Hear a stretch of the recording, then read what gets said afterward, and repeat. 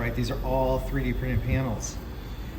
And it is kind of rough. I printed it on draft settings. Each panel is actually super light because it has hardly any infill.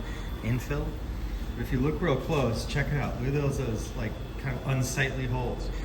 Those are there. So when we put the carbon fiber on the top, it's gonna bite.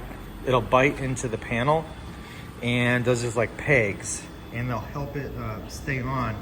We're gonna do carbon fiber on the outside. I've been thinking about it. Probably gonna do glass on the inside, like a real thin fiberglass.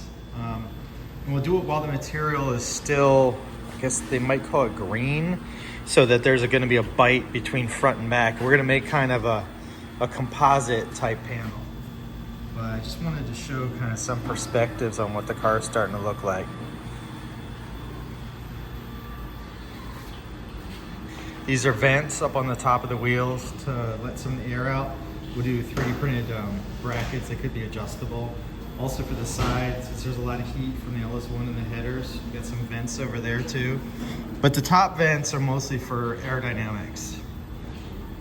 And then, yeah, you notice this car has a different grille than the original one. A little bit more aggressive. Got the hood printed out, but don't have it on right now, just to show kind of what everything looks like. Yeah, and that's basically it. Got 3D printed seat in there. Keep on revising it. Actually, if you look over here, there's yet another version, the 5th, like formal version, being printed right now. It takes about 2 days to print the entire seat. And that one's actually going to the passenger side.